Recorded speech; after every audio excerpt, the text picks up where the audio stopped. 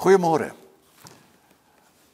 My dogter het nou die dag 'n kruisie present gekry by haar suster. En ek wil by my dogter weet, maar hoekom 'n kruisie? En sy het my baie mooi verduidelik, dit is om haar te herinner aan wat Christus vir ons gedoen het. En toe begin ek wonder, maar is dit reg? Behoort ons 'n kruis te dra? Behoort die kruis die simbool te wees van wat Christus vir ons gedoen het? Moet dit nie eerder die oop graf wees nie? Moet ons nie liewers 'n klein embleempie hê om dit te demonstreer nie? Want wat is die kern? Wat is die hoogtepunt? Wat is die toppunt van wat Christus vir ons op aarde kom bereik het? Ja, die kruisiging is wonderbaarlik. Die kruisiging verduidelik aan ons hoe onuitspreeklik groot Jesus se liefde vir ons was. Maar die opstanding, die oop graf, dui vir ons op die krag wat God in Christus aan ons bewys het. Moet ons nie liewers dit as ons simbool hê nie. Hemelse Vader, ons wil vanmôre voor U buig in groot dankbaarheid en in groot afhanklikheid van U, en vra dat U vir ons iets van U woord en van U hart sal openbaar, en dat ons miskien vanmôre die voorreg mag hê om iets meer te verstaan van die grootheid van U goedheid en U liefde vir ons. Maak ons oop vir U woord, en maak asseblief U woord oop vir ons, in Jesus se naam. Amen. Ek lees vir jou 2 gedeeltes. Die eerste een kom uit 1 Korintiërs hoofstuk 15, vanaf vers 3. Die belangrikste wat ek aan julle oorgelewer het, en wat ek ook ontvang het, is dit: Christus het vir ons sondes gesterf, volgens die skrifte. Hy is begrawe en op die 3de dag opgewek, volgens die skrifte. Hy het aan Sefas verskyn, en daarna aan die 12, en daarna aan meer as 500 broers en susters tegelyk, van wie sommige al dood is, maar van wie die meeste nog lewe. Daarna het hy ook aan Jakobus verskyn, en toe aan al die apostels, en heel laaste ook aan my, die ontydig geborene. En dan wil ek vir jou 'n tweede teks lees, wat Paulus skryf in Filippense hoofstuk 3, vers 10. Al wat ek wens, is om Christus te ken en die krag van sy opstanding. Al wat ek wens, waarop ek my fokus sit, my hoogste prioriteit, die klop van my hart, is om Christus te ken en die krag van sy opstanding.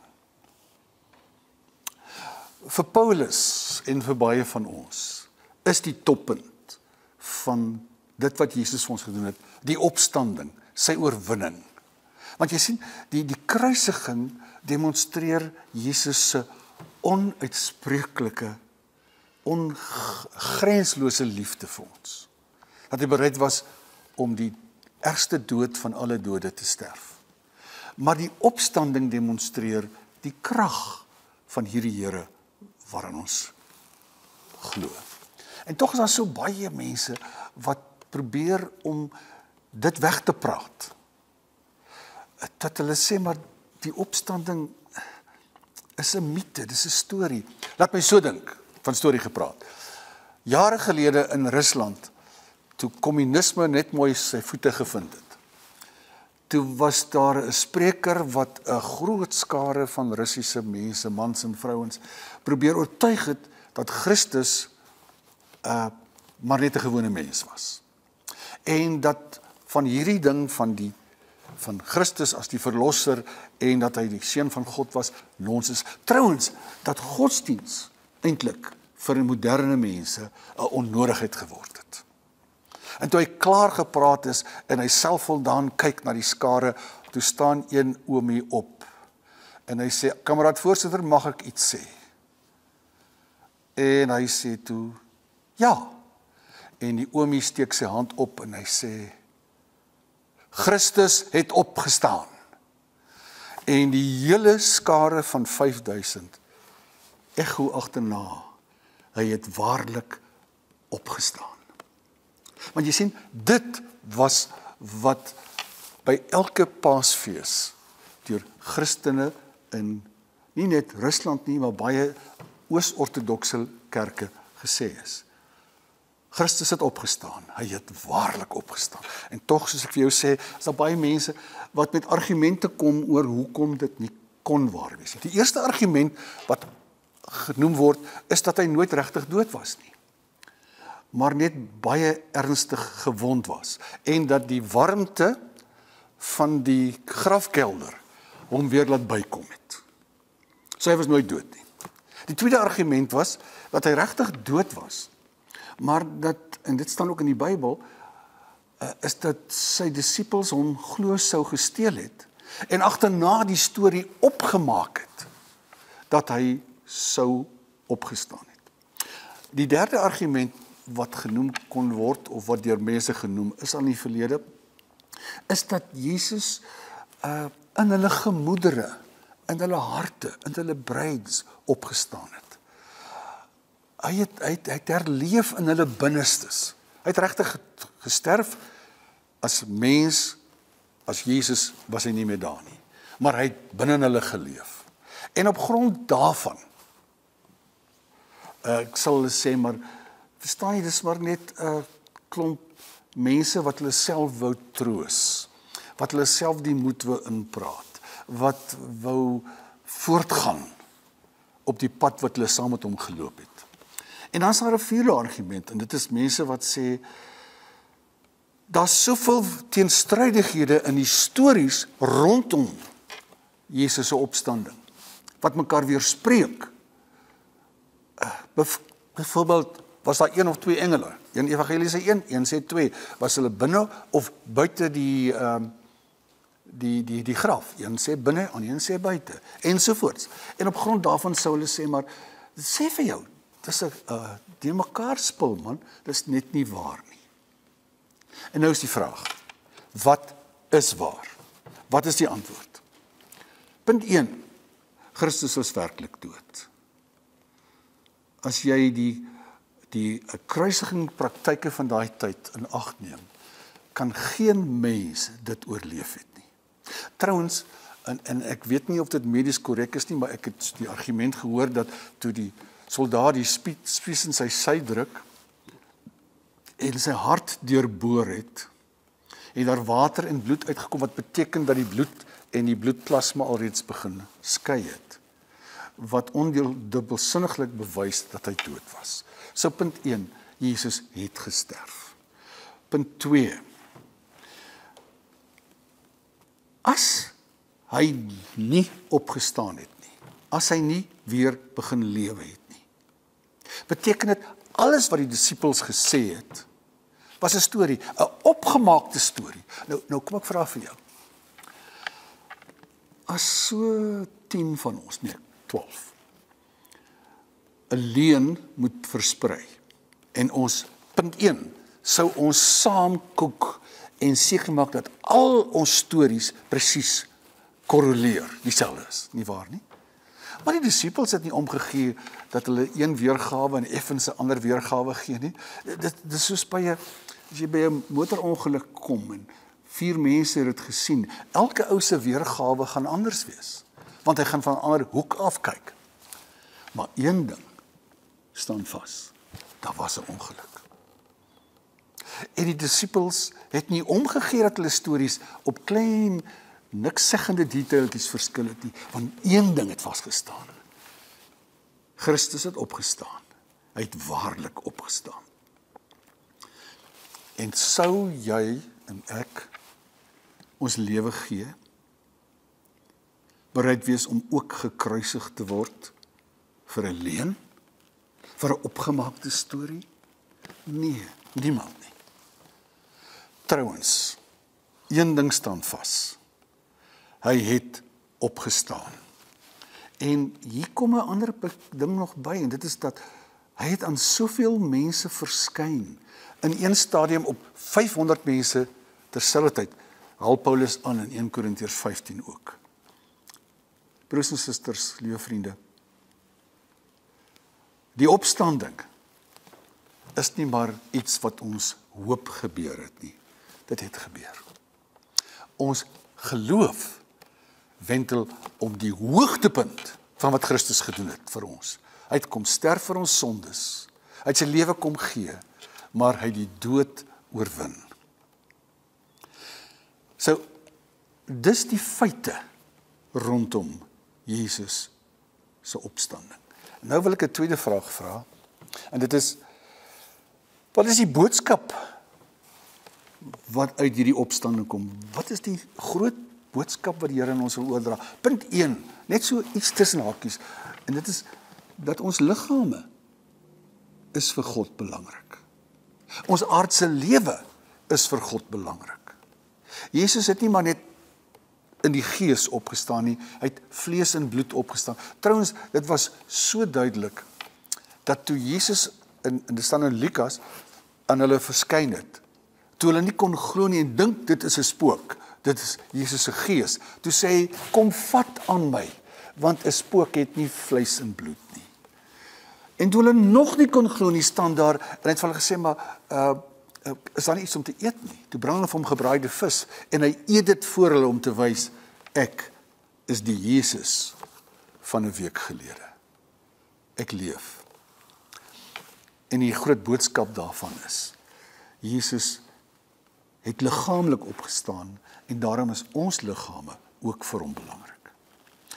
Maar die tweede een, wat daarmee saamgaan, is dat die boodskap is, maar hy is, nie hy nie, ek is, en jy is, ook vir die ewigheid gemaak.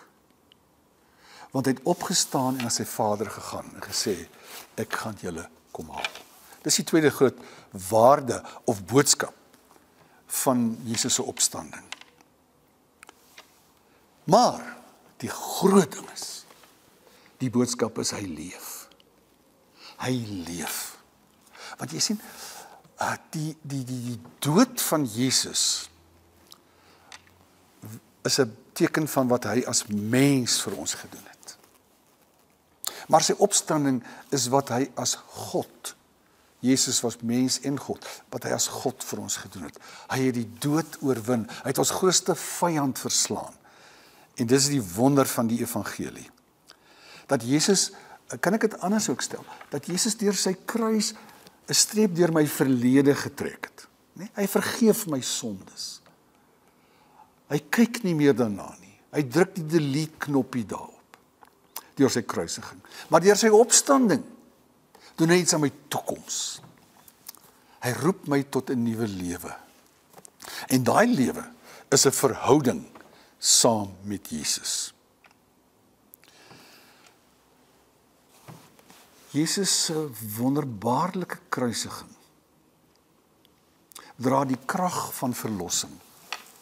Maar die krag van 'n goeie lewe, van 'n toegewyde lewe, lê in die wonder van Jesus se opstanding. En daarom wil ek, nou ek in die eerste plek gepraat het oor die feit van die opstanding, in die tweede plek het ek gepraat oor die boodskap rondom die opstanding, wil ek vinnig eindig met die krag wat lê in Jesus se opstanding.